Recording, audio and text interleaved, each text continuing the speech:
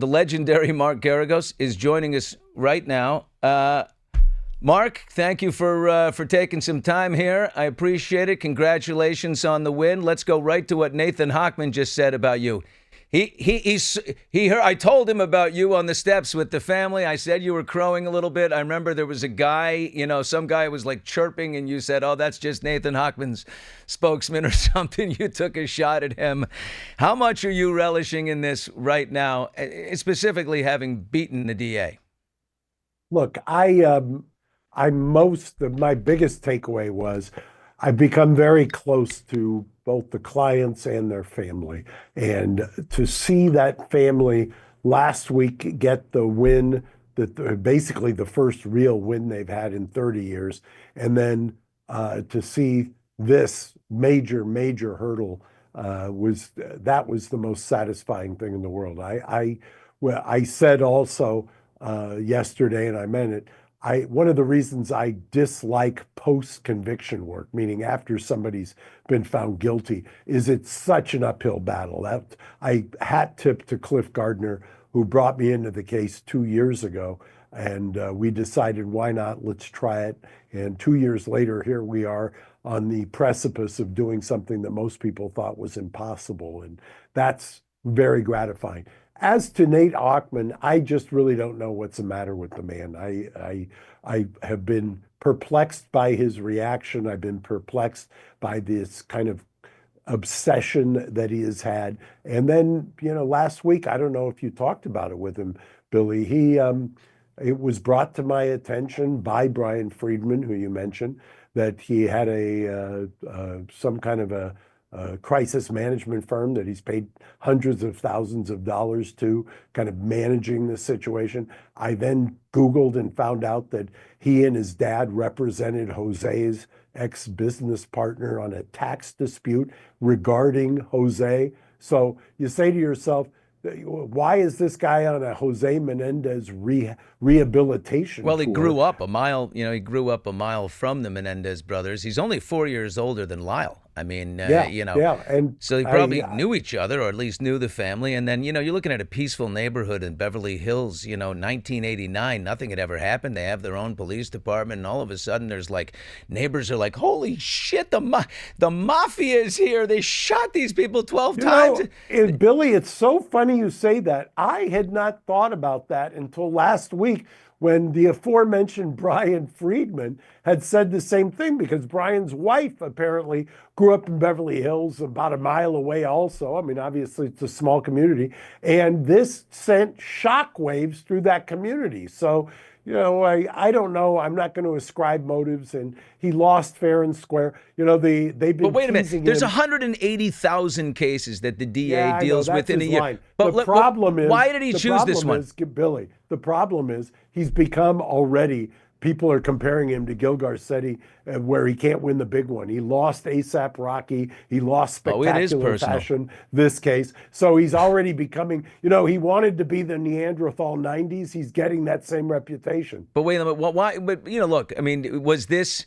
Why, of all the cases, we've got, Nathan Hochman was elected because Gil Garcetti, his predecessor, George Gascon, was smash and grabbers and looters and all this stuff we saw through COVID, and people were getting out of jail for there was no punishment. Everyone was too lenient. So they bring in a tough on crime guy. That's why he's there. The Menendez brothers was not part of of Nathan Hochman's, platform to become the DA. Why do you think he grabbed this one? Was it high profile, something, a wave to ride?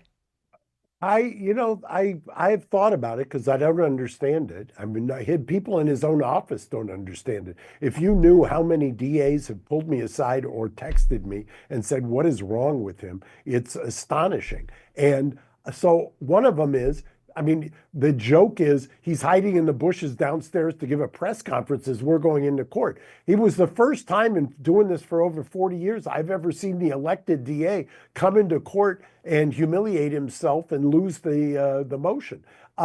He has an unbelievable fixation on this family. And by the way, if Well, It had in been his defense, he televised yesterday. wants a few of the things he says they've copped to 4 lies that they told. There's 16 But by the lies they way, haven't told. But Billy, I mean, Mark, most people think the Menendez brothers definitely drove down to San Diego with the premeditation to get these guns to come back up and do these things. Premeditation. yeah, but Billy, that's the understanding is this was a resentencing. It Right. wasn't to It's not a relitigate. relitigation. Right. Yeah, it's not relitigating. It's have they rehabilitated, as we explained, and as the judge found. And there's who ample followed the evidence law. they have. There's ample Yeah. evidence they have there, with the green projects and all the things that Yeah, they've you've got the completed green college space. courses. The project that's really, besides the green space, which you should go down there and do a story on. I'm going down there to play pickleball. I hear these Well, guys I are hear very good you've got- pickle. I I'm hear very you've got good. game. Oh, I I'm hear you got very game. good. Very. Yeah.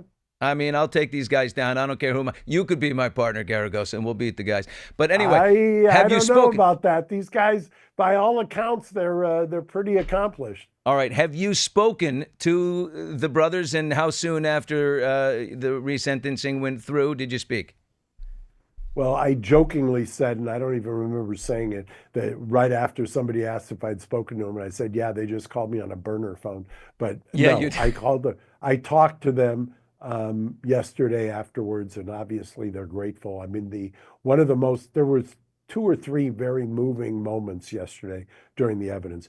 They read statements, what's called allocuting to the court during the sentencing, and those were very moving. We put on a man by the name of Andre Brown, goes by the moniker X-rated, and he was really moving. He said he had gone to what he calls Menendez University, that those two, he had separately served time with them, had turned his life around. And that was very moving. And then the family members were convincing. They said, I know this is there, everybody's got a prurient interest, but this is our lives, and we've been traumatized and re-traumatized. And that's one of the reasons that I took such issue with what Hochman was doing. He traumatized needlessly the family in this case. And as I said, I became very close to them, and I'm very defensive about it. He did tell me, Nathan Hochman, the DA, did tell me, and we are speaking with defense attorney Mark Geragos, if you're just listening on the radio with TuneIn.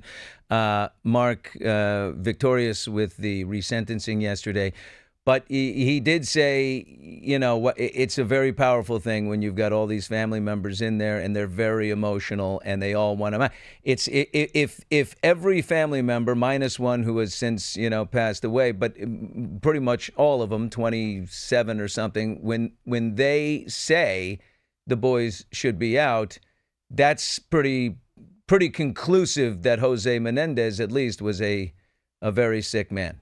And well, Adam Carolla, Billy. I do very well. Adam has told me this story for years, and for those who don't know, he's a very well-known a comedian and the grandfather of podcasting. Adam used to tell me he's got twins, Natalia and Sonny, and he says he always blames Natalia, but he says if Natalia went into Sonny's room on a Friday and said, "Do you want to blow mom and dad's head off on Sunday?" and Sonny replied, "This Sunday or next Sunday," that he would know that something was drastically wrong in how he raised his kids. Oh my God.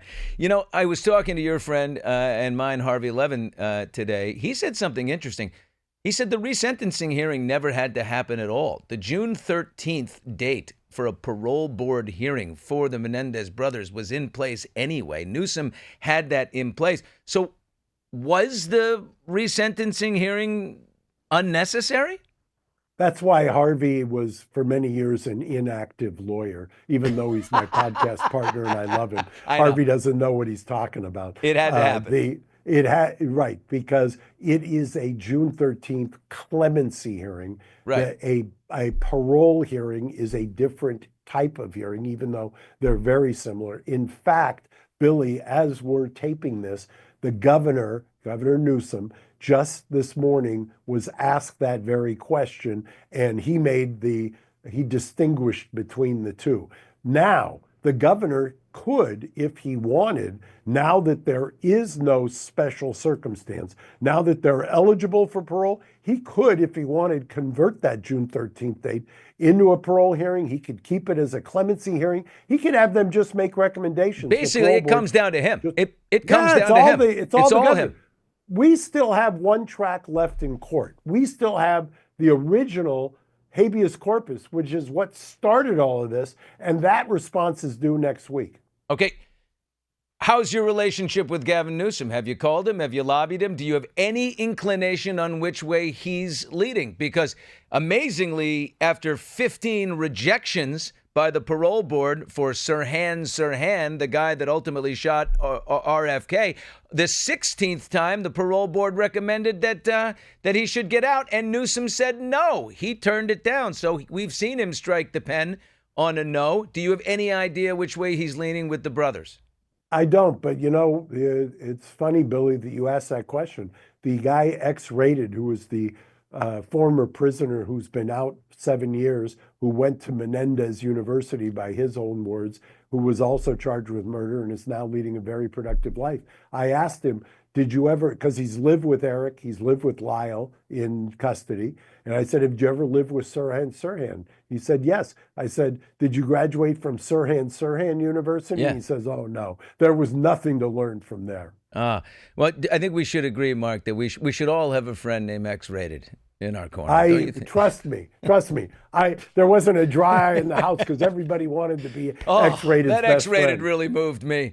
Mark Geragos, congratulations, defense attorney for the Menendez brothers, and a great victory today. I saw the smile on your face, and you're still smiling. But you didn't tell me. Have you spoken to the boys? Have you sent a message? I have. And what'd they say?